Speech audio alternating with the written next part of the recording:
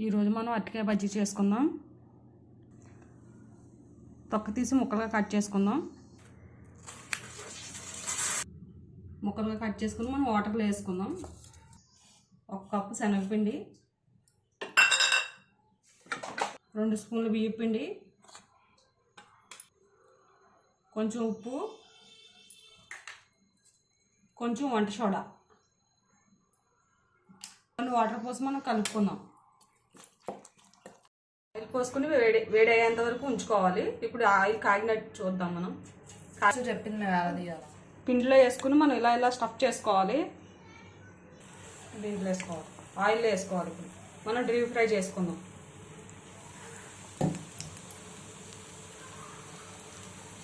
Ready అయిపోయాయి. మనం ఇంకొక సైడ్ తిప్పుకుందాం. ఇప్పుడు ఎగిపోయి మనం తీసేసుకుందాం. ఇలా మనం ఇంకొకసారి వేసుకుందాం. వేడివేడిగా అరటికాయ బజ్జీలు రెడీ అయిపోయాయి.